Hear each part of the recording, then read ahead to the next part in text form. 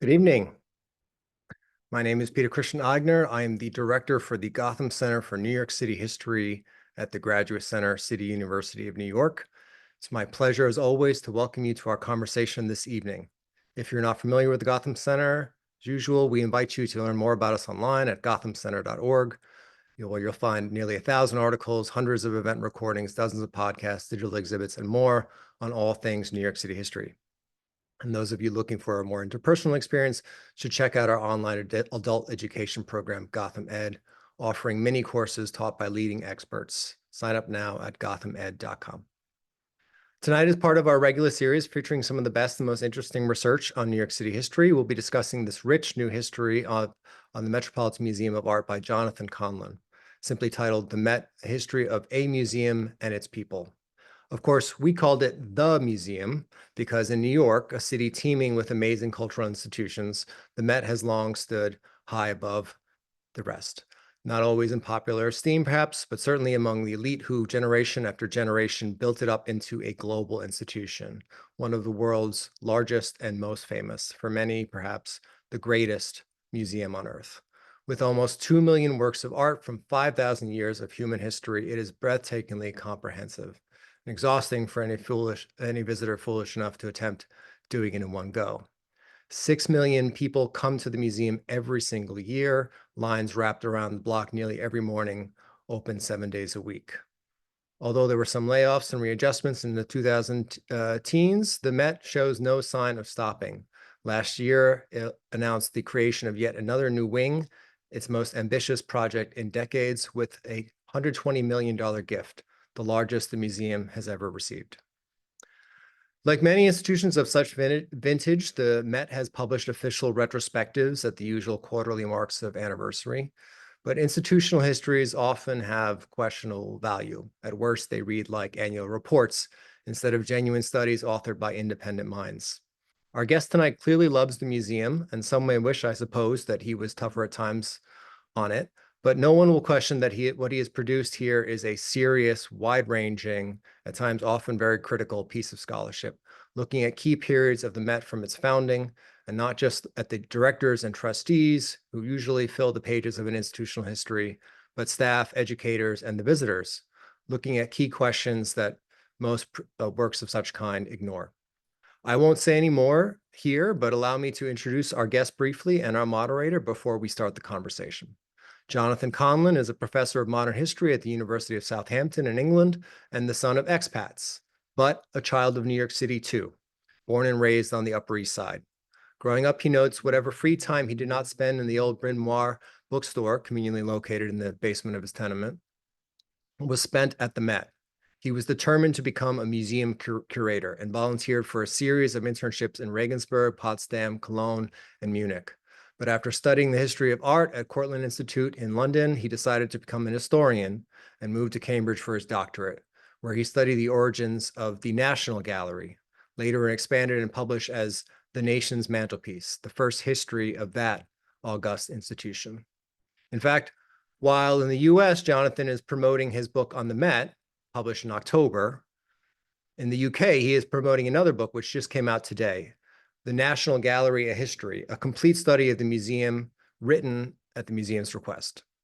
Up next is a biography of Chevalier Dion, a French trans diplomat and spy, building on previous scholarship on Anglo-French cultural and political relations, including Jonathan's 2014 book, Tales of Two Cities, the first comparative history of Paris and London. There's much more to say about Jonathan's resume, but let me move on to our guest tonight. We've invited another friend of the Gotham Center, Margaret Laster, to lead us in conversation. Margaret is an independent art historian and curator of American art and material culture with a specialty in histories of collecting and patronage. She has held curatorial and research posts at such museums as the New York Historical Society, the Freer Gallery of Art, and the Museum of Fine Arts in Boston. Her publications include New York, Art and Cultural Capital of the Gilded Age, Tastemakers, Collectors, and Patrons, Collecting American Art in the Long 19th Century, and a forthcoming book, chronicling Lost Legacies, Women Collectors, Patrons, and Tastemakers. She has taught at City College in the CUNY system, Parsons School of Design, Christie's Education, and here at the Gotham Center in our online program, Gotham Ed, and has served as a research fellow and a consultant for Frick's Center for the History of Collecting.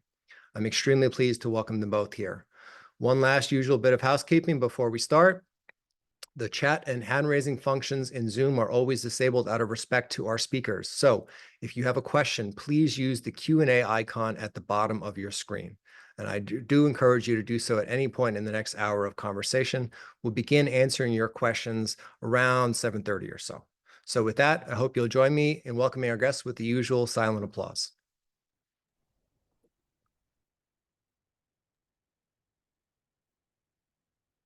Hello, everyone. Thank you for that introduction, Peter, and for referencing some of my publications, which I've been fortunate to co-edit with other distinguished scholars. And I want to thank you and your colleagues as well for inviting me to participate this evening in the Gotham Center's exploration of John's publication, The Met, A History of a Museum and Its People, which I'm honored to hold here. The Met, released by Columbia University Press in the fall of 2024, has accrued accolades by such scholars as art historian Alan Wallach, who called it a tour de force of original research and critical insight, a must-read for anyone interested in the multifaceted history of the United States' premier art museum. The volume's reach has also extended beyond customary academic boundaries to a broader public sphere, with the New York Post feature from this past October, Inside New York City's legendary Met Museum's intrigue-filled past and its glorious future. While it may not be altogether unusual for historians invested in New York's cultural legacy, myself included, to examine an episode or an era of the Metropolitan Museum's storied past, it is less common to have as one subject the entire span of the institution's trajectory. In his ambitious, richly documented, self-proclaimed bottom-up account, John takes his readers through more than 150 years of the Met's history.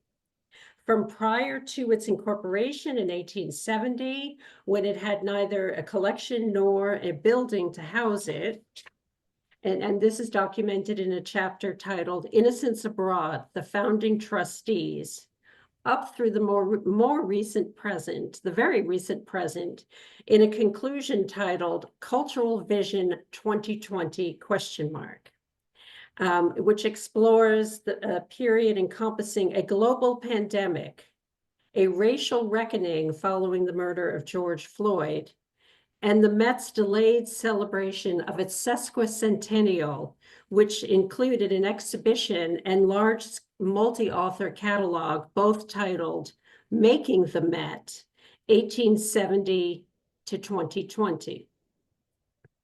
In his volume, The Met, A History of a Museum and Its People, John interrogates the Met's past through a socio-cultural historic approach, which I hope he will tell us more about, focusing on the public face as well as behind the scenes, and on issues of class, race, gender, money, to name but a few. In fact, there's so much material in this volume that, as I mentioned to John in an email over the weekend, we would require a whole host of Gotham programs to cover it all. Mindful of our limited time, our plan this evening will be as follows. We will start our conversation by creating some space for John to speak more generally about the book, and then transition to a series of images he has selected, illustrating topics, themes, and questions from the publication. Then, following the idiom that we always must save the best for last, we will close with questions to him from members of the audience. So actually, Peter, can you turn on that's the first image. Thank you. Great. Here we see again the cover of the book and some of the documentation that John has studied in putting it together. So John, first of all, congratulations. Thank you. I know it's been a few months since the book has been released, but for all the success that it has garnered. And let me ask, to begin, what drew you to this project? I know Peter mentioned that you were born in New York and familiar with them, obviously visited the Met, but was it always your goal to cover the full range of the Met's history? And to what extent were you influenced by your writing about a very different institution, the London's National Gallery, and congratulations on the release of your new publication, which I look forward to reading as well. So tell us what drew you to this project? Well, welcome everybody. Thank you for giving up your time to come along, and thank you, Margaret. I first pitched this idea back in 2016 because I was aware that the 150th anniversary was coming up, and as you know yourself, anniversaries, particularly in the history of institutions, are the hooks that we hang histories on.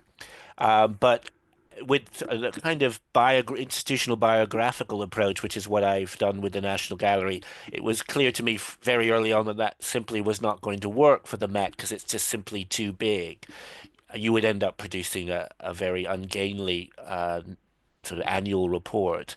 I then came up with the idea, well, maybe I could pick an object from each of the 30 odd curatorial departments and try and tell the story of the institution that way, thinking about Neil MacGregor's History of the World in 100 objects. Yeah, I thought I yeah. could do the history of the Met in 36 objects, but um, I really wanted to put people at the heart of this. Mhm. My approach was very much informed by the kind of social cultural history museums that Neil Harris is perhaps Mhm. well known for. He's written on almost every great Art Institute of museum. Chicago or Museum of Yep. Fine Arts Boston. Yeah. Yep, and he's also in the catalogue of the show now on at the Frick Collection about Belle de Costa Green. He has a Right. very good essay about Morgan there. So those were the inspirations, the historians, and also the timing. Right, and this leads nicely to my next question, which was I wanted you to tell us more about your methodology, which you began with talking about focusing on as opposed to say the Neil MacGregor type of book, focusing on an individual object, having people kind of at the forefront of your study, and people from different economic brackets, people from different positions within the museum, be it trustee, director, guard, which we'll see some really interesting images later. But it's just very creative, and I think it is a new approach. And I was going to ask you, you've already made reference to kind of just commemorative volumes that come about at a certain anniversary, but this was a big anniversary for the Met, and your publication followed on the heels of making the Met, which was their publication. And those are very different, and I think there's room in our field for both.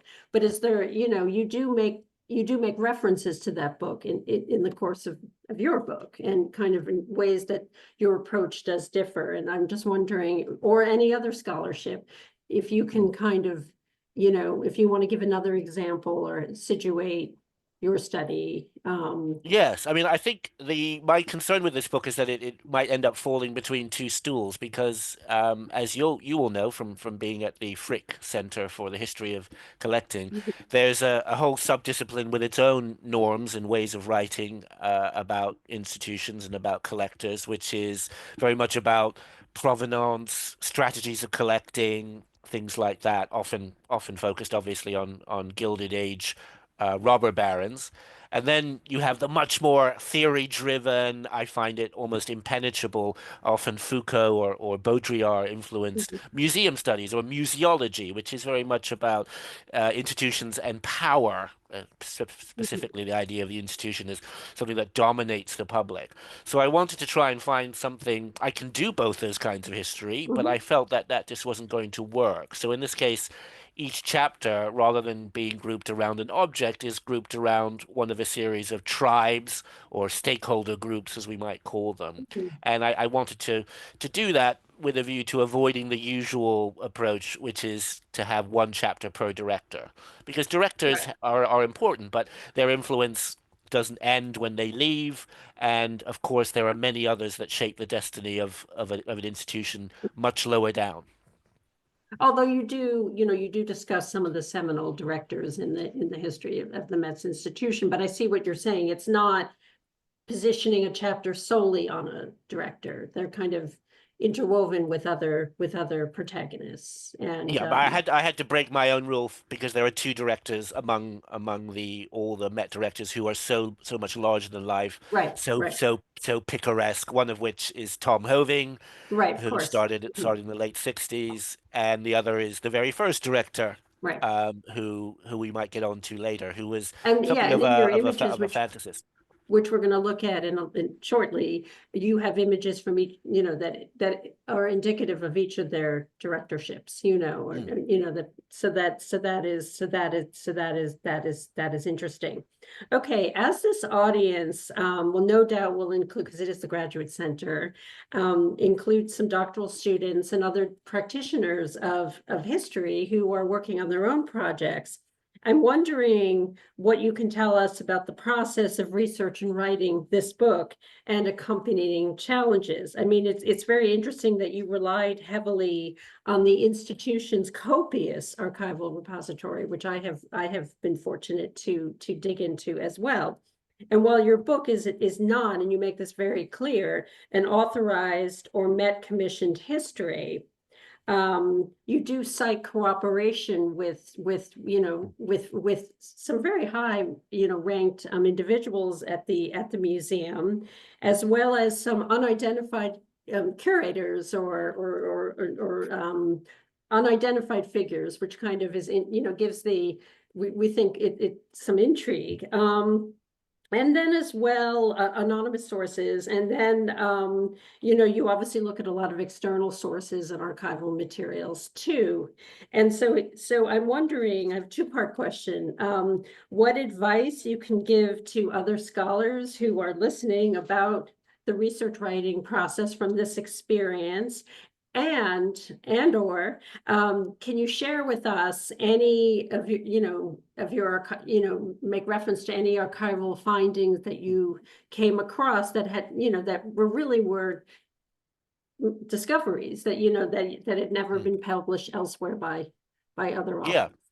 Yeah, I mean, I think there's a big difference between how history and history of art PhDs and humanities Of PhDs in course, general yeah, are organized here in the UK. It tends to be only the dissertation, so there's none of this ABD distinction, and you tend to do your PhD in 3 or 4 years, which right. in America is outrageously You short. do all this coursework and then you Yeah, and you yeah, do a lot of literature reviews, and my concern there, having met and interacted with American PhDs, is by the time they're let loose on the archive, they're so they're eminently fluent in this theoretical and historiographical and methodological discussion, but that often makes it hard for them to listen to the archive, and that would be my biggest bit of advice would be to leave space for surprise discoveries, for serendipity. mhm. I originally assumed that I was going to write this chapter about the women curators. I wanted to focus on them, and was going to sort of pick a few that I thought were of interest. But then I found in the archive at the Met the guest book of the Ladies' Lunch Club, And we're going to look as at they call an image themselves. from that, Yeah, yeah, and that was basically the women's female staff were not allowed to lunch with the men. They right. were not allowed into the restaurant. So they come up with their own lunch their own way of sort of organizing a collective lunch, and then they would invite their male colleagues to be their Yeah, guests. So what interests me about this guest book and this dynamic was that it was a reversal. The women were the exactly. hosts, so that the guests, and the men who were attended were expected to, in a sense, produce draw caricatures of themselves Hmm. in the guest book, and many of the other guests that the women invited were very eminent, many eminent in fields other than curatorial areas, and that that made me rethink my whole approach entirely. And the other thing I would say is just don't be afraid to be slightly eccentric. I knew I had to write a chapter about the Costume Institute because of the Met Gala, Right. although I myself am not terribly interested in fashion, and so the people that I focus on in that chapter on the Costume Institute are the mannequins, Right. literally looking at these lifeless figures. That was, and that the idea for that came from a terrible Kim Cattrall vehicle from the 80s, a film called Mannequin, which is about a Philadelphia department store and a mannequin played by Kim Cattrall that comes to life. And it's a really trashiest film you can imagine from the 80s. But that was my, willing to go along with that and say, well, maybe I can find a path through this slightly unappealing story of high fashion Right. No, and through that. they were both fascinating chapters. And as you mentioned, when we, like in a few minutes, turn to your images, we're going to see one of those pages from the women's lunchroom. And, and and jumping ahead, but one of the things that interested me about that chapter is you did talk about some of the women curators, and also, and about the development of the lunchroom, and about, they even had, I think, Morgan's daughter talking Mm, about a strike, so it was a little progressive too, mm, which I yeah. thought was, was very interesting at a time prior to those other union, with the guards, this was Mm, even mm, earlier. So that kind of, in a way, the women, through the guests that they invited, were ahead of the men. I mean, maybe that I'm jumping too far ahead, but I mm, just thought that was very interesting. And but yet the women were not allowed to go to the men's lunchroom. Isn't that mm. correct? So, Yes. Yeah, exactly. so in any event, well, we will get to that shortly. I think this might be a great moment to move ahead to the images. I just wanted to ask one more question. Perhaps the images are the answer. I know you don't want to give too much away, because we're excited of the idea of everyone reading this book. But can I was wondering if there was anything in particular through your work, not just through the archives, that surprised you or significantly altered your viewpoint of the subject. And one of them, as you mentioned, is the Costume Institute and the mannequins. But maybe we'll keep that question in mind kind of as we look at some of the images that you have selected, because we can't show everything, for this evening's program. So, Peter, would you mind moving? I'm supposed to say next. Oh, thank you. So I thought, there's obviously so much to say that I would just kind of set it up and then kind of to start, then pass it on to you. This is that first director whom you reference, Di Cisnola. This is a really interesting letter to Hiram Hitchcock, who was a hotel aficionado, who also later became a trustee of Dartmouth, which is how this correspondence is from Dartmouth College. But he also was please correct me if I'm wrong, he was a big promoter of Cesnola's archaeological activities, and through an article in Harper's in 1872, kind of put him on the map, comparing him to, I think, Pompeii and Stonehenge, or some, as his Yeah. discoveries as having been so monumental. And this letter was written 2 years prior, I believe, prior to Cesnola becoming the first director of the Met. So do you want to Yeah. tell us about this image and what excited you about it? Yes. Well, I think all these papers of Cesnola are at Dartmouth because Hitchcock planned to write a biography of Cesnola, but Okay. it never happened. But you'll see the name that's really jumped. There are two names jumping out at here. Firstly, Barnum, the Yeah. famous impresario, and then Heinrich Schliemann, who claimed to have discovered Troy Right. around the same time that Cesnola was claiming or fabricating, as I discovered, a Right. discovery I'm of letting you a tell that part of the story. Yeah. yeah, okay. So he claimed to have discovered he first Heinrich Schliemann gets a lot of attention for his discovery. Cesnola views this as a rival to his own attempts to sell his collection either to the Louvre or to the Right. Hermitage or to the Louvre, or and the New York is really the kind of the last option that is left. He doesn't think New York is a very civilized place and they won't appreciate his art. But this letter is one of a number in which Cesnola discusses Barnum and how Right. far he's willing to play up to the media in the way that Schliemann did. Schliemann famously takes some gold jewelry that he finds in Turkey, what's now Turkey, and dresses his wife up in it and says these are the jewels of Priya of Helen, right? So he does a staged photo opportunity with his wife wearing these things, saying I found Helen's jewels, as it were, and also the mask of Agamemnon. And Cesnola is not a serious scholar, but he's nervous of following that example, and eventually, though, he certainly does go in full Barnum. I mean, one of the most shocking things he does when some of his imaginative reassemblages of the artifacts that he foists on the National Gallery from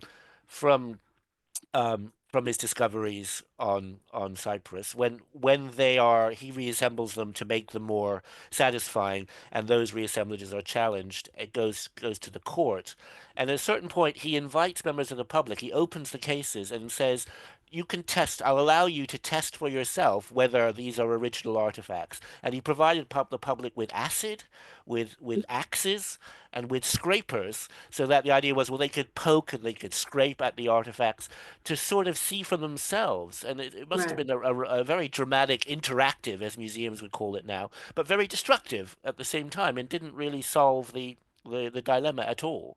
So I Mhm. thought he was just a fantastic figure, a very needy attention seeker.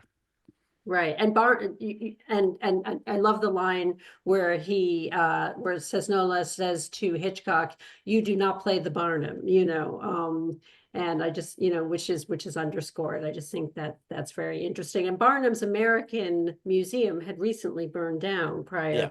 prior to this. And I think, and this is something you quote in your book, at one point when there was no American institution interested in Cesnola's collection, somebody says to him, perhaps Barnum would offer Cesnola a partnership in his museum, which I'm sure was not a desirable, alternative. But no, so it's this is very lively and fun and kind of, really interesting, and kind of, with regard to that first, you talk about there like at least two directors who are kind of larger than life, and then one of them Mm. obviously being Cesnola. So that's great. And I didn't realize that the papers were at Dartmouth. So that's it. That's an example of you kind of taking your research outside the confines of the Met to learn more about this figure. Okay, let's go to the next. And here, I love these early exterior images of the Met. This is stereo card. I'd never seen this particular one before, from 1896. And this is, I hope I'm right, kind of taken facing east. Is that right? Is this the southwest corner of the museum? Yeah, I mean, you can still see parts of this facade if you're in Right. if you're in the Inside. sculpture court. If you're in Yeah. yeah, if you're in the Petrie sculpture court, towards the back on the southwest corner, you can sort of look back and see the exterior of this. Mhm. But I think this image, which really focuses much on the park and on Mm, the people surrounding the building as it does on the actual building, really brings to the fore a lot of the themes of your book, having to do with public and private, and the idea of the museum, having this public, being in this public land in the park, the notion of the class, we have mm, the two wealthy, the man and the woman in the carriage, also recreation. The museum had already been open on Sundays by this time. I think it was 1891, so that was 5 years earlier. So this could have been on a Sunday when, and just I just think it's very, and of course, the built environment of New York, which is a particular interest in mine. And since it is the Gotham, and you reference this in your book, people might be interested in the fact that the Met was not the first institution offered this land. The New York Historical Society, now the New York Historical, which is the oldest museum in New York, prior to the Civil War, was actually considering building an art museum.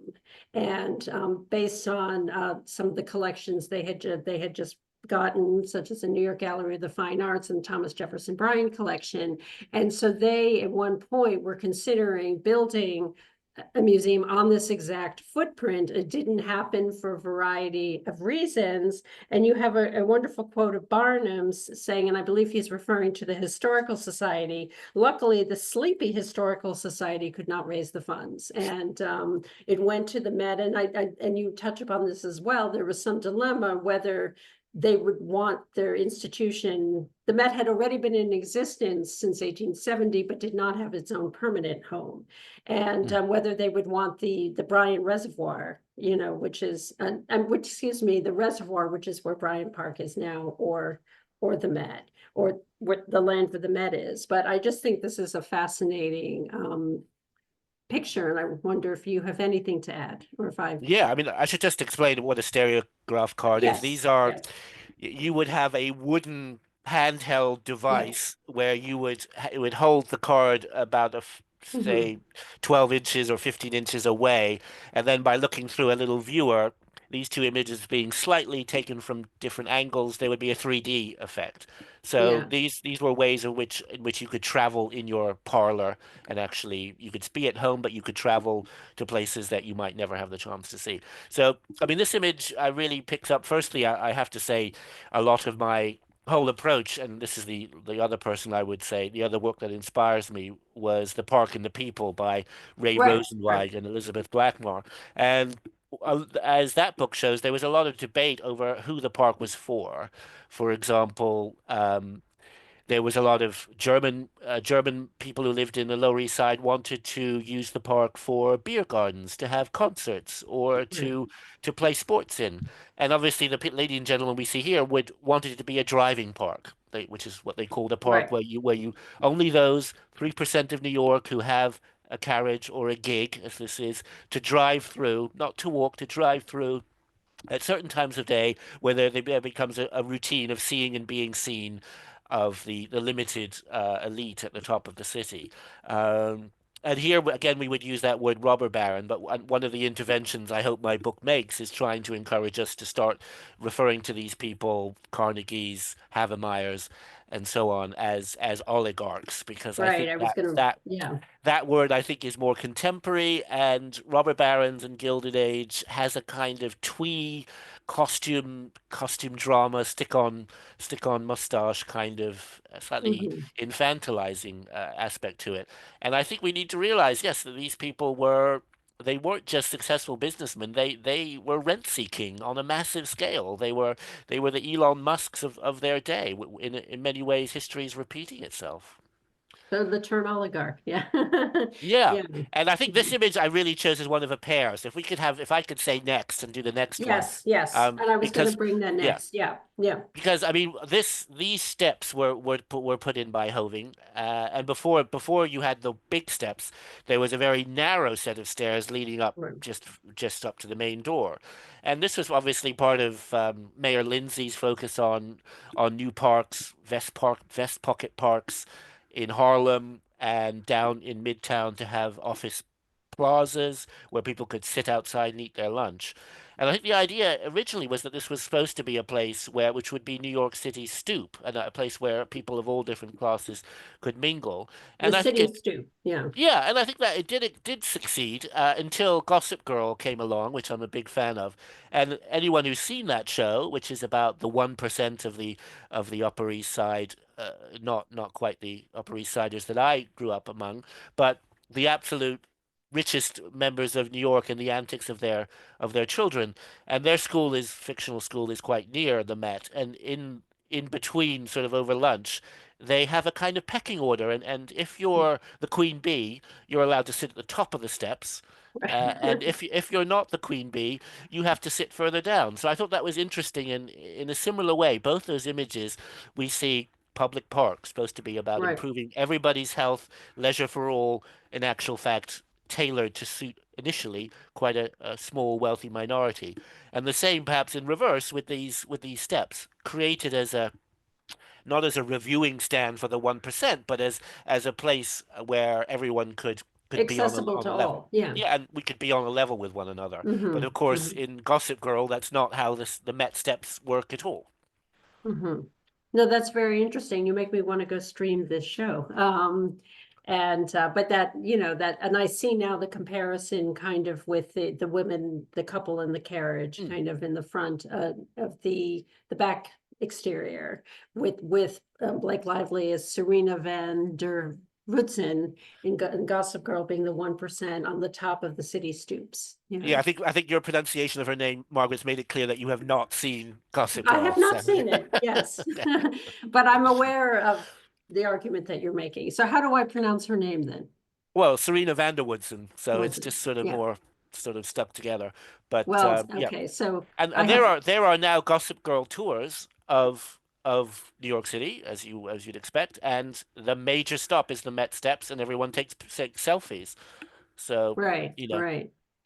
It's like the Sex and the City tours in Lower Manhattan, kind of exactly, yeah, the yeah. similar thing. No, very interesting. Okay, now I see how this fits in to your image display, and it makes sense.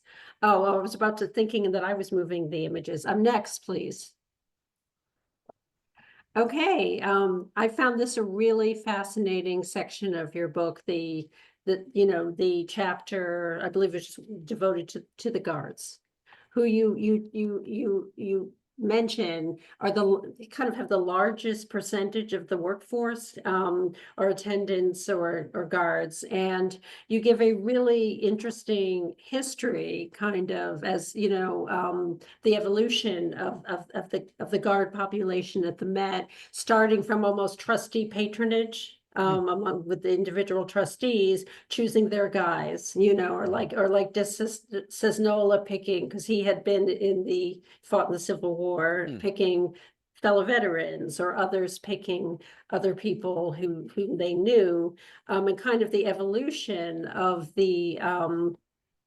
what it was like to be a guard. And I love this, it's so interesting. This, you talk about as the Met became, and then we'll get to this image, as the Met was open more, as the mm, Met expanded its hours, and then eventually, very controversial, opened on Sundays as mm, well. The guards would have to also expand their working hours. And I think you began the chapter with a quote about "Let our child see their daddy" or something, or mm, it was a very sentimental plea.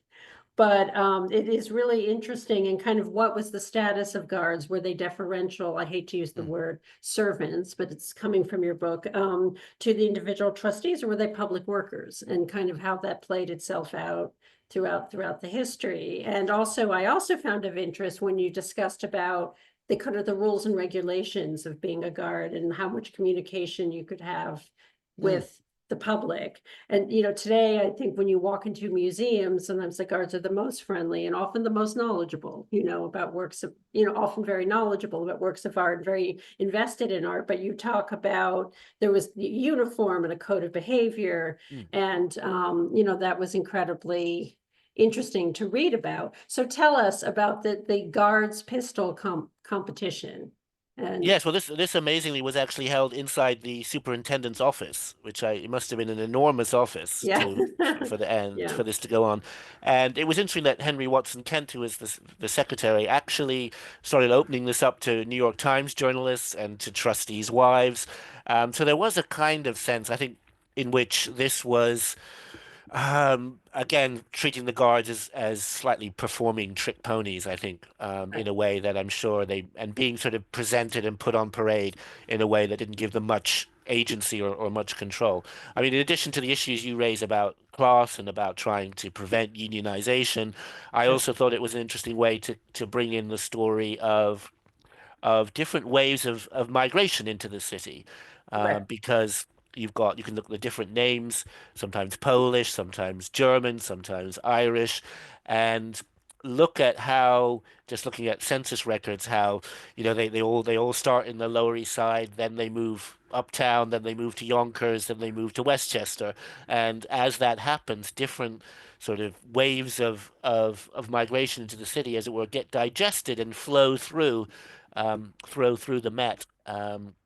And I mean, a small side note, there was a concern at a certain point that that it might be a closed shop for Italian Americans, and there Right. was a lot of speculation that a kind of padrone system, as they called it, a kind of garnishing system where a specific ethnic community controls access to these jobs, and the capo, as it were, garnishes the wages of all the people, a kind of a kind of patronage, but very different from the trustee patronage that you Mhm, mhm. rightly mentioned. Trustees Right. giving jobs to their hangers-on, and to their clients, to this form of, we're a particular immigrant community, we want to look out for each other, and we're going to build our own power structure within this ostensibly public institution. Mhm. No, that is really interesting. Now, I think you also discussed perhaps in the introduction the process of kind of the doing this research and like the challenges about, oral histories. Am I correct about that? Yeah. Yeah, I mean, I originally was going to structure the Guards chapter around 1989. I was going to make it much later in the Mhm. history, because that's when, under Philippe de Montebello, they introduce a policy that guards have to have a college degree. Right. And that immediately creates a cleavage in the socio-demographic, economic makeup of the Guards as a body, with a clear kind of before 1989 and after. And I wanted to look into why the Met did that. My theory was that it was to prevent well, there already were unions, but to weaken the power of the unions, because the idea was, well, these new Guards with university degrees would be wannabe actors, wannabe painters, wannabe other people for whom this would just be a gig. They would not be career guards. And so Right. therefore they wouldn't invest in joining DC 37 union, which I'm sure everyone's heard of through Victor Gottbaum and Jerry Worth. Right. Um, Right. and I think to a certain extent that actually worked. But I Mhm, was trying to reach out to people through LinkedIn, and mhm. surprisingly, even guards who were no longer working for the Met, were very reluctant to speak to me, and I'm still trying to That's work out interesting. why. Yeah. Yeah. That's very interesting. Yeah, no, it's like it could be its own study just about, the evolution of the guards and the attendants at the museum and kind of, as you've talked about. And I didn't know that there had been this policy that everyone had to have a degree, Mm. that is certainly illuminating. Okay, and I think next, please. Um, Yeah, here are some heroes yeah. from DC Mhm, 37, who are going on strike. mhm. There were a few strikes mainly in the 50s, and all museums, I found, the Met was writing to staff, the sort of secretaries of the Met were writing to other museums, Philadelphia, Chicago, to try Mhm. and see, well, how do you handle your guards? Right, How they do were you, kind of checking with each other, kind of seeing what yeah, is, what kind of wages are you giving? A kind of, yeah, kind of backroom negotiation going on. And there was a real sense that, well, if we treat the guards well, they won't unionize. right, And obviously they did. right. And God bless them. the Yep. theme of museum workers and unionization is also a very current one Mm, today. I do mm. think it's interesting just seeing this image, they brought their whole families with them, Yep, and it's a Yeah, yeah, mixed race yes. group. Yeah. Interestingly, women guards, there were no. I mean, we can't, it doesn't embrace everyone, right? So there are no women guards. I found one woman guard who was wheeled in World War I, when obviously they were short on When they were short of men, right, right. manpower. But women guards, it would have been interesting to look at that. But indeed, Yeah. in the 50s, there weren't any. Yeah, no, it's funny when I saw this image and, now I'm kind of seeing it larger. I am seeing, looking at the families and the children but that is interesting that the women, what you're saying, the woman guard that you found would have been when men were off fighting, and we're not available. Yeah, no, that is no tricks, no treats, just a living wage, So, and I see that that must have been like a regular sign, because I see it again for later in the Yeah, I mean, they didn't dress up. A previous strike, they dressed up. For example, they put on medieval armor and said even the wages are medieval at the at the Met. yeah, So I thought, yeah, they were putting on quite a show earlier right on. here, that is not the case, but that's very interesting. Okay, next. Okay, here now we can actually see the image from the ladies' lunch, and that that must have been such a great thing, such a great item, the guest book to come across. And did everybody have to draw these images, or is just the visitor, just the men? Well, I found some. If you were a visitor, you had to draw something. I found that the Egyptologist Caroline Ransom, she wrote her own name in hieroglyphics, so I thought it was Oh, wonderful, very clever. Another female visitor signed her name and said, "I can't draw," and I think right, women could get away with that, but the men certainly couldn't. So this is Bryson Burroughs, who was a right. male curator of painting and Mhm. an artist, a semi-professional, well, a professional artist, as well as a curator. And here he's this is a bit of a misogynistic image in that he shows himself and another male guest, and all the other seats are filled with potted plants. Right, right, right. So the idea is that, well, these women, they're beautiful, but obviously for us, this image feels a bit misogynistic about, Yeah. say, treating them like objects. Or as vegetative state of some kind. And Um, he calls it a lunch party drawn from imagination, so clearly yes. with the potted plants. No, but that's in and of itself an image worth studying. You have this great quote also in that chapter where someone, I don't know who is speaking, but they say it is hard to think of any other context in which Emily de Forest, wife of the president of the Met, would eat at the same table as a telephonist. So it's Mm, not only bringing the men and the outside mm. guests, but it's also the different divisions within the women themselves, Yep, and that was precisely because there were no places to eat nearby in the neighborhood then. There was Right. no Nectar Cafe as there is now on 82nd and Madison. So they had to do this, and that was why you had the housekeeper, the secretaries, the telephonist, the people on the switchboard, and you had them right up to, as I said, the wife of a director The or of a wife, trustee. Yep. exactly. Right, director, not president, sorry. Yeah. But the quote says wife of the president. Yep, But yep. Sorry, yeah. he was DeForest was the president, president. right? He was the Okay. president. Yeah, So yeah, the quote is correct. But no, it's just very interesting. And you also talk about, because gender is another theme in the book, and you have several chapters on education, and also in other contexts, a chapter on the education in other contexts where you reference women. But what is the point I'm making? It's just I just found that this book, and you also illustrated some other images. Another image, I believe, from the guest book that is worth mentioning. Oh, I remember what I was going to say. You talk about how some of the women curators, they didn't get to travel as much as the men, mm, and they were mm, often behind, and the men went particularly kind of in the classical antiquities and did the excavations, and then the women, I think, installed them and then also wrote about them in the Met Journal. So, yeah, that then there would be more women around, and then that it also increased. You mentioned that the ladies' lunch club grew, and they eventually had to get into a larger space within the museum and have two different seatings. So, yeah. so that's certainly just something fun to think about. Okay. Yes. We, Uh, we we have quite a lot to get through, so I might we just better move on. suggest, Next, yeah, please. We only have like 12 minutes.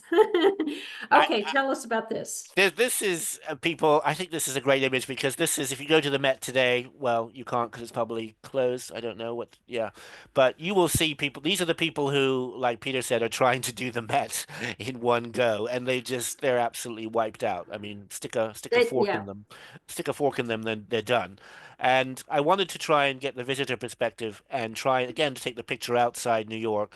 So I have a chapter on which I call the out of towners. Again, right. a reference to another great film about this case, a film about New York, and I focus on the director Francis Henry Taylor's attempt to use television, radio, but also Mhm. other forms of technology that we might not even think of as technology, which are poster stamps.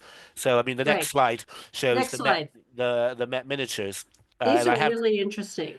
I have some here with me, which I bought on eBay. So you can see they're basically wine bottle label size stamps that come in a large sheet, and then along with a booklet about a certain theme. This is called Great European Portraits, and the idea is that you're supposed to stick them. There's text in here, and you're supposed to glue them into the right, lick the back of them, like postage stamps, and stick them in. But some people didn't do that. It was also that you could stick them to a screen, you could put them on a cigar box, you could put them in your own scrapbook. So they were sort of interactive. I felt this was the beginning of a story that ends with the Met website, with the Right. collection being placed online, in that these are images that you can take out of context. I could tear out one of these and put it on a cigar box or put it on a lampshade was the other idea, stick it And to a it could be lampshade. decorative. Yeah. And it's decorative and it's no longer immediately the Met or it's no longer part of a series of thematic images being stuck together. So And and the ones didn't, weren't they I distributed by the Book of the Month Club, and then the Met yeah, yeah, they would make were. a percentage of the profits? Yeah. Yeah, so I mean, the Book of the Month Club were delighted with this. They made both museum and the Met made Met and the Book of the Month Club made a lot of money out of this. So it was a very successful initiative. And yeah, really quite remarkable in the sense of rather like Google Arts and Culture. It wasn't just the Met's collection that was featured in these, but it became a platform where they would have series about the National Gallery in London, Right. or the Louvre, or the Hermitage. So it was like kind of the Met saying, "Well, we're going to use technology to educate, but we don't have to limit ourselves to our own collection," and that Which is is, really yeah, interesting. You think of remarkable. like copyright and all of that, Yeah, there wasn't the issue then. And didn't they sometimes have quizzes? So like families could build them together and then they could quiz, it was a way of not just self-curation, but also kind of educating yourself. And I found interesting that you mentioned that Emanuel Lewitz's monumental Washington crossing the Delaware, which looms large in the Met's American wing, was a popular stamp and was yeah, featured in albums, devoted to the American presidents or to American mm, history. So it was looking outside the collection, but also looking at marvels within their collection too. And yeah. no, that is just so interesting. And I asked you, did you get it on eBay? And you said yes. That's I did. collector's items now. They are indeed. So maybe your Yes, book will bring the price of them up or something. But I thought that was interesting, and I know we've got a lot to get to, but it brought to mind not just the future, like the Google Art and the websites, but also kind of thinking back to earlier in the 19th century with like the American Art Union and people getting reproductions mm, of yeah. images that they could keep in their home.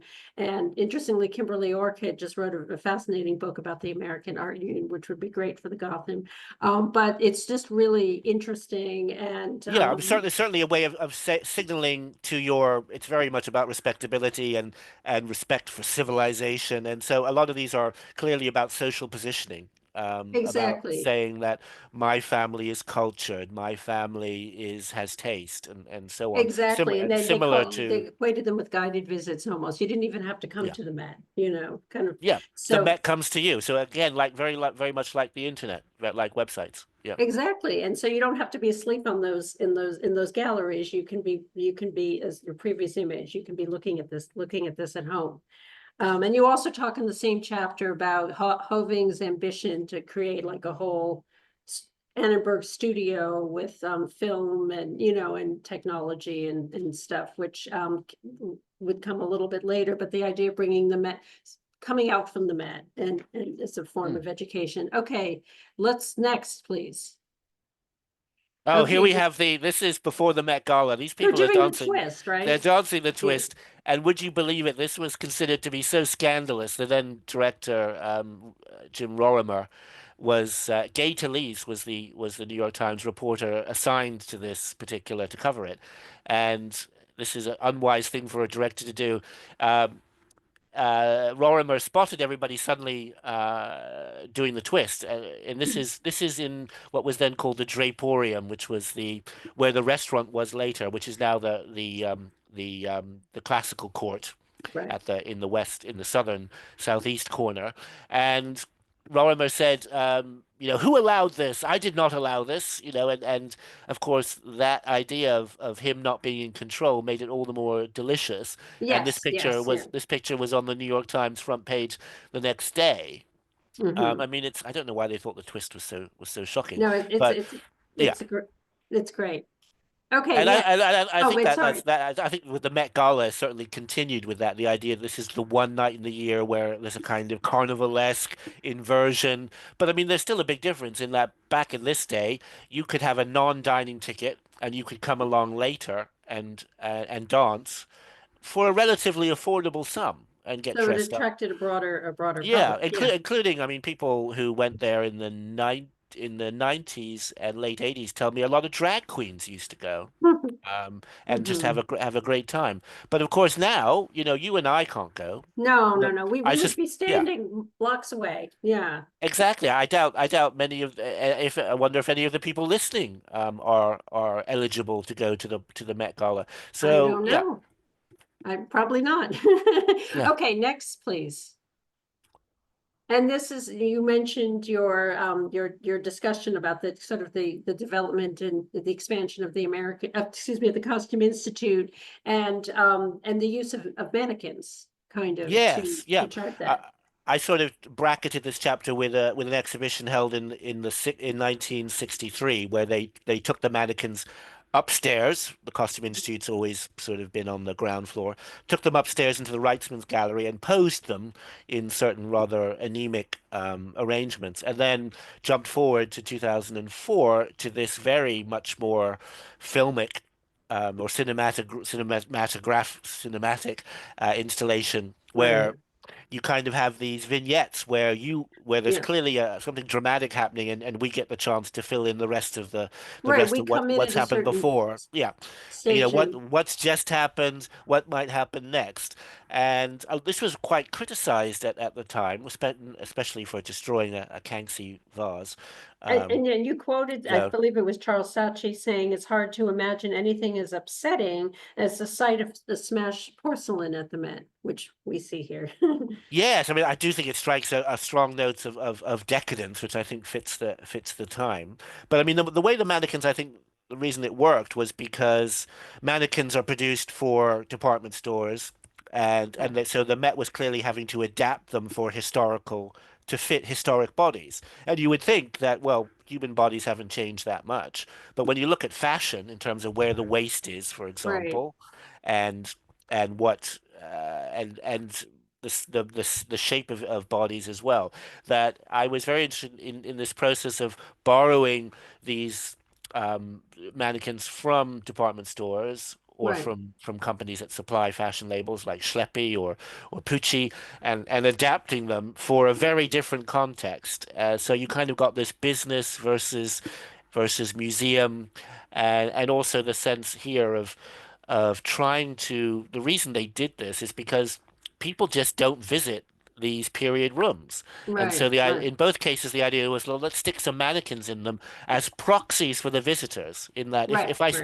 if I see a mannequin doing this, he's touching her dress, I can almost feel myself the texture of the brocade of Exactly. the fabric. And So you also yeah. talk about how not only, that earlier on, other departments of the museum didn't necessarily want the costumes and the mannequins mingling with the fine art. And they were Mm, like, and mm. and then here, here it is. So so that's interesting. I did not see that show at the Costume Institute, but I did read about it at the time.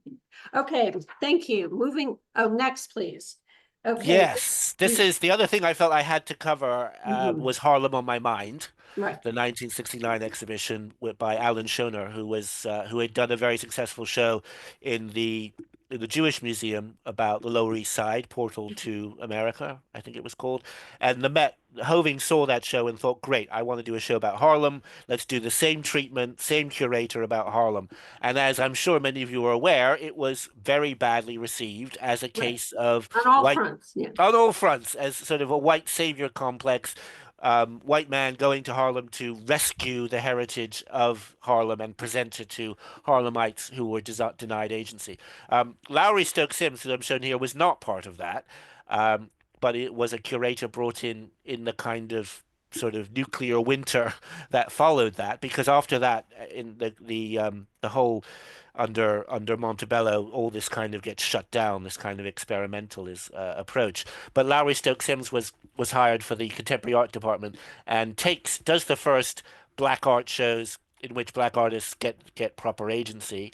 But she's not allowed to put these shows on at the Met. She has to take them items from the Met Right, collection right, and take them elsewhere.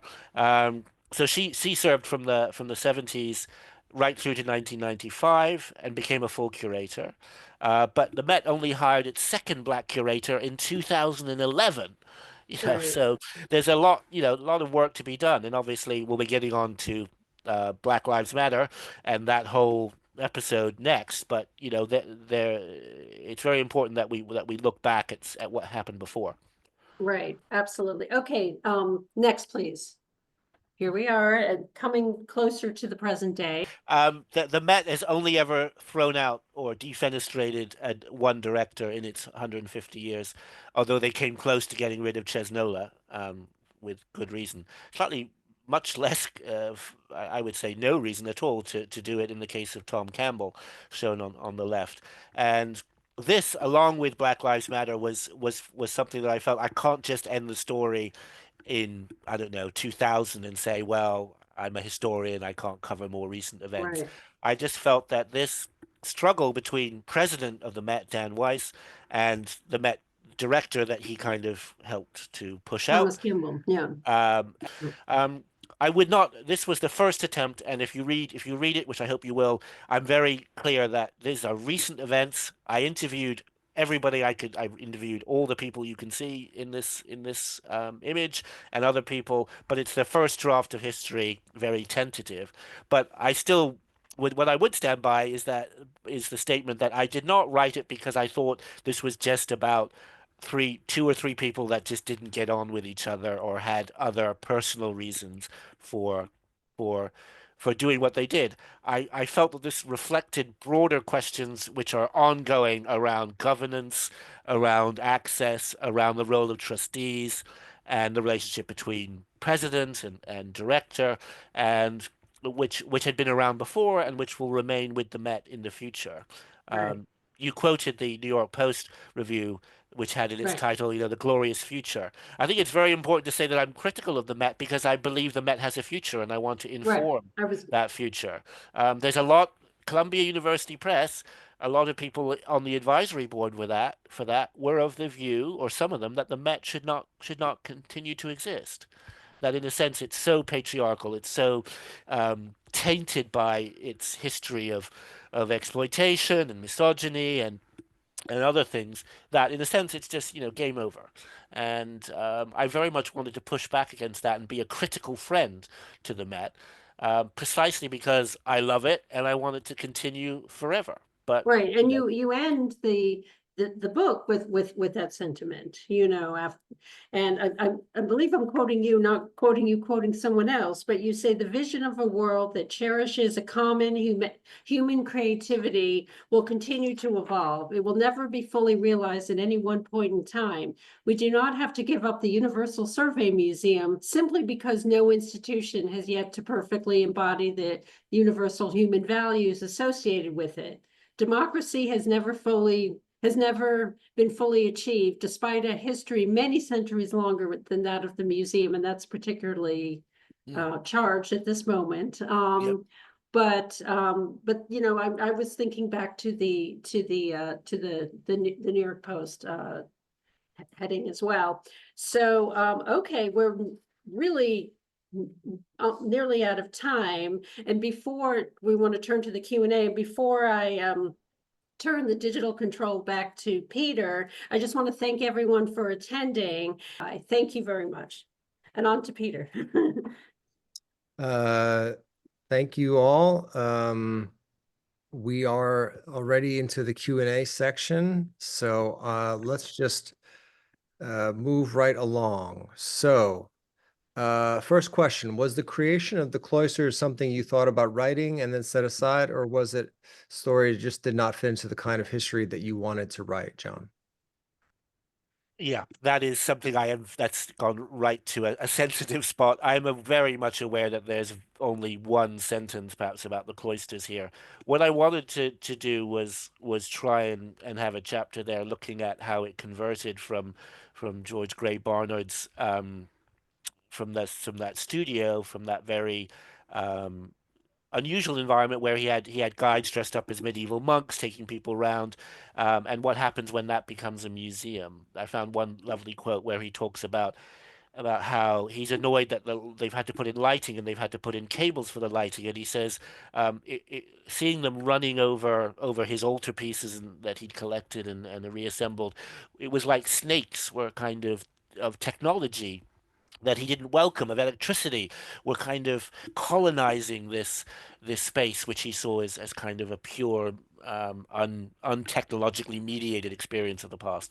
But there just simply wasn't um, enough material. And I was also writing this during COVID, so a lot of my decisions were based on what was available, what was open to me at the time.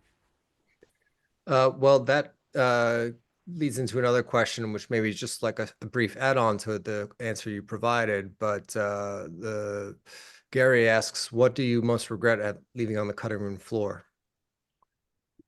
Wow. Okay. Well, apart from, I do have regrets about not being able to cover the guards in 1989, but that there wasn't really, I didn't collect enough material, so it did end up on the cutting room floor, but probably that's where it belonged. Fair enough. Joseph Mendez asks, in which period did the Met experience its largest audience growth? My Hmm. impression was the 40s were a real pivotal moment, where some of those shows really sort of turned things around. Is that right? Or Yeah, yeah. I mean, it really that's under Francis Henry Taylor. They have a show on Van Gogh, which sets a yeah, record for the time, not just for the Met, but very much in excess of other people. And I think it was like 1.1 million or just over a million, which was very high for the time. And then I think they then goes into decline under Taylor's successor, Rorimer, in the 60s and 70s, and then Hoving, as you would expect, under Hoving, it takes off. But then Hoving is also doing the master plan where it's expanding with the Temple of Dendur and with the Lila Atchison Wallace wing for contemporary art, and it's expanding the American wing. It's all kind of getting bigger, and he's also putting on these happenings, so he's attracting a lot of new visitors. So that would be the second push.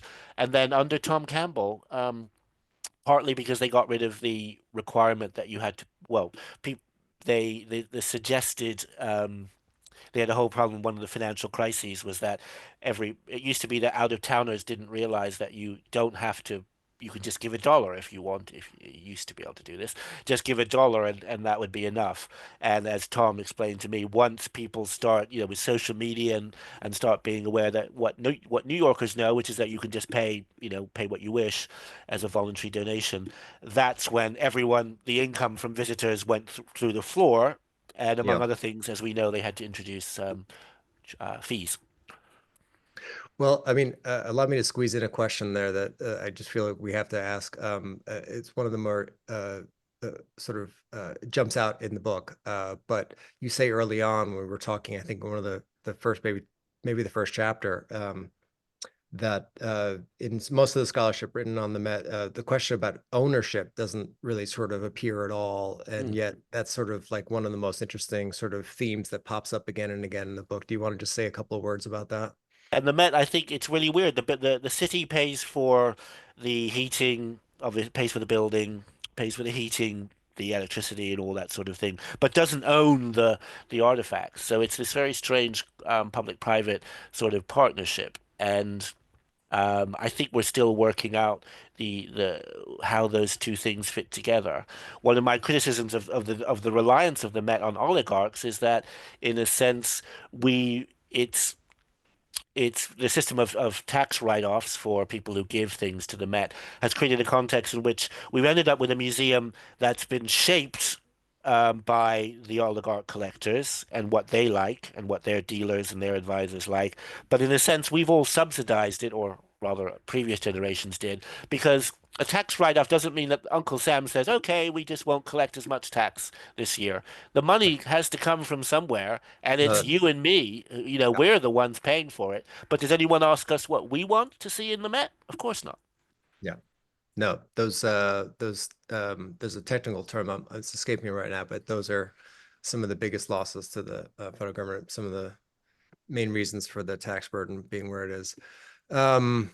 Another question, does the Met or has it ever provided loans to other borough museums? And that's maybe sort of Yeah, connected. I mean, this was a big challenge that Hoving was facing under Mayor John Lindsay. John Lindsay was all about sort of decentralization. Um, he would have sort of neighborhood mini town halls. So the idea was you wouldn't have to go to City Hall or your borough hall to deal with issues involving your sort of public services. You just go around the corner, and there would be like a mini town hall there. And so this is just when Hoving's trying to expand and create the master plan with the Roche Dinkaloo expansion. And so he's constantly trying to say, well, how can we spin this centralization as the reverse, as decentralization? And part of that I think the Harlem on My Mind show was one way of saying, well, we're interconnecting the different boroughs. And he also helped El Museo del Barrio, as it was called then. Mm. Um, he sort of advised them and lent curators to help them put on a show on the history of the Puerto Rican community in New York, and also by just having more school visits. So what he doesn't do, which is what Taylor does in the 40s, is lend objects to high schools in the outer boroughs for them to have their own kind of displays, thematic displays of Met items in cases in a high school hallway, for example. And I think that was very interesting and very much being done to keep borough presidents and Mayor LaGuardia happy. Another question coming in about the African art collection. Do you discuss this in the book and the Museum of, as well as the Museum of Primitive Art? Mm. Did you discover anything new or interesting about those stories? Yeah, so this is the museum named after Michael Rockefeller, who's dies in Papua New Guinea or something. So that area of the Museum of Primitive Art, which is sort of absorbed, kind of like the way the Costume Institute used to be a separate institution, is absorbed by the Met. That I do discuss it a bit in looking at Harlem on My Mind, where there was a tension between at that time in black arts between a kind of return to Africa approach, um, and then a much more perhaps politically engaged approach to black art, and the two very much fighting over the Met to see, well, which one of us is going to get control of the levers of power when it comes to defining what black art is for everyone else in the city of New York. But that's about all that I was able to do with that. Yep. Um, uh, a question that takes us back a step here, but another comment about ownership. The viewer notes that the Met, as well as the Natural History and the Museum, the City of New York, sit on city-owned land, and so the question is, why is there admission? And the question that they pose is, when did that change for the Met? So And you kind of when did they charge I admission? think they're sort of speaking to the question of the suggested slash recommended, which they fought you don't Case go of, into that yeah. much, but they fought a Yeah, legal battle. a court case over it. Yeah, I mean, you had to pay way back in the early days, and under Chesnola, they were trying to get membership. You know, the membership scheme's been around for a very long time, and one of the appeals of membership back then was that you could, as well as having a real sense of shared ownership, that you could go around it for free. And it's when the Met starts really having to fight for its tax exemption just before World War One, that it starts opening its education department. And I found really almost a smoking gun where the state says, right, we're going to close some of these loopholes because you're not really an educational institution. So we're not going to treat you the way we would a university or a church or a missionary society. And they suddenly say, well, oh wait a minute, we're all about education now. Look, we've just opened an education department, and we're going to allow teachers and up to six of their pupils to come in for free. And of course, given the class sizes, even today, of your average public school anywhere in the world, giving teachers the right to bring in up to six children, you know, jazz hands, you know, that's completely pointless. That's not gonna be usable. Yeah, yeah. Although they do, I guess, in fairness, in later decades, turn that around in a big way, right? Oh yeah, The yeah. I number. mean, there's a lot in my chapter. I think one of the most challenging ones for educationalists is that I have a chapter called Museum Education Theater, where I look at how simply pumping school groups through all the boroughs for one-shot tours becomes a simple way of generating statistics that can be given to Percy Sutton or to other borough presidents to give them cover to their own constituents who are saying, why is our tax dollars going to this museum way off in Central Park that we never visit? And they would be able to say it was completely cynical. Well, not it was a good. It was there was a lot of cynicism involved in this. So another question that sort of expands on this theme, do you address at all or have thoughts about the taking of increased land from Central Park? I mean, this Oh new wow, yeah. expansion doesn't actually do that, right? Yeah, but this was a key point raised back in when Hoving was trying to make this point back then, which is that it's all within the official demarcation of the area. What I think was interesting, which we haven't asked about, is the idea of having branches of the Met other than the cloisters. The Met Breuer, you know, that didn't last very long, but I think was intended to serve a purpose to attract the kind of to interest a kind of wealthy collector of contemporary art that wouldn't otherwise think about giving their art to the Met. They would give it to to MoMA or some museum somewhere else. But of course that was one of the charges made about against Tom Campbell was that Met Brower cost too much and was a waste of time, and that he was spending too much on digital. And there's Right, a chapter in right. the book about digital initiatives as well. Yeah. Do you want to just say something briefly about that since it was kind of a big, Yeah, I mean this was in a sense what I suggest happened with in 2016 was that this kind of accounting artifact of a $40 million deficit in the Met was kind of created, was manufactured, and Tom Campbell was pushed into it, and then suddenly, literally 6 months later, the big crisis which had been used to justify evicting Tom Campbell suddenly disappears, in almost obscene, in quite rapidly. Um, but the money that was supposedly being spent or being spent too enthusiastically was going on supposedly hiring digital staff. And what I was really surprised was how easily it was simply by using information in the public realm to disprove this. I went through the list of staff, which they have in every issue of the annual report, and literally counted names, counted heads. And the New York Times, others were saying, these departments, quoted curators saying these departments were massively expanding, and they really weren't. And a lot of the funding for was being paid for by outside funders, like the Heilbronn Timeline being endowed by the Heilbronn family.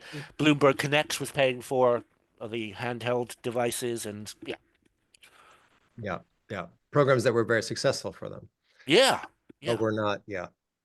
Um, uh, So, a question from Maura T asking if you spoke with Anna Wintour regarding the Met Gala. Wow, yes, I really wanted to. We really wanted to get a jacket quote out of Anna Winter, as you can imagine. But no, I did not. Um, I really would have liked to do that. Because I do think I am concerned that the Met Gala has become so large, um, that in a sense it might be eclipsing some of the values that I think the Met should be identifying itself, involving accessibility and things like that. And also, having all these celebrities show up, that costs money. They don't come for free. Yeah. Well, apparently they don't even give presidential endorsements for free. Um, Judy M writes, when was my favorite department musical instruments created? Wow. Well, this was a husband and wife collector called the Crosby Browns, I think round 1900. So another sort of oligarch, although I don't think they were super oligarchy. But interesting, kind of the culture of deference back then. When they gave their collection, they gave their curator as well. So it's kind of Yeah. here's my collection, and you get this person with it as well, who was a very good curator. But it just goes to show how this question that we have today of like Eli Broad with LACMA, how much should museums give in to the conditions attached to what seem to be munificent donations? And that was something that I was able to touch on here and there in the book is when is it too big when are the bits attached to the gift too much for the Met to stomach. The main condition always being that the collection given has to be exhibited together. So in Yeah, other well, that words, was a theme that kind of went back to the early days of the Met, the early yeah. collectors. Yeah. Yeah, I mean, obviously, directors want to put your Rembrandt with the Dutch paintings. They want to put your French Boule furniture with the in the decorative arts wing, and you want them all together, and it kind of becomes a mausoleum.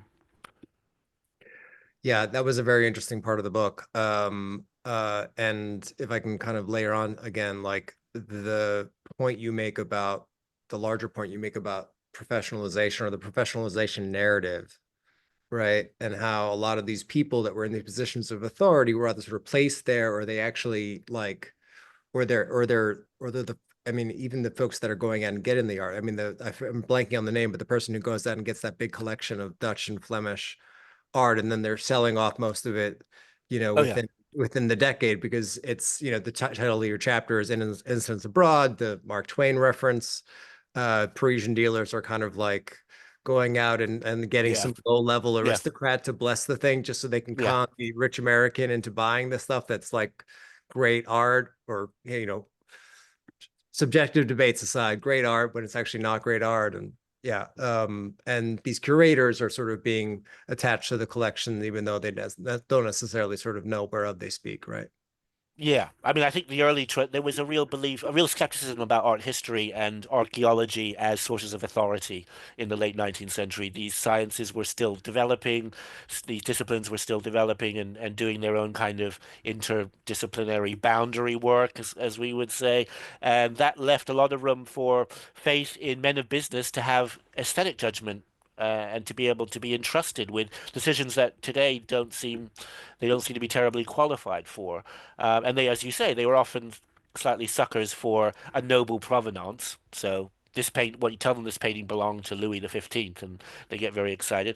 And even more, you want to clinch the deal. You say, "Oh, the MFA were here last week, and they were quite interested in having it too." And that's like, okay, I'll buy it. Mm-hmm. Mm-hmm. Um, uh, yeah, I have a comment, but I'll save it for off-screen conversation. Um, so last question, and this is I guess a good way to sort of go out. Is there actually a danger that the Met might no longer exist?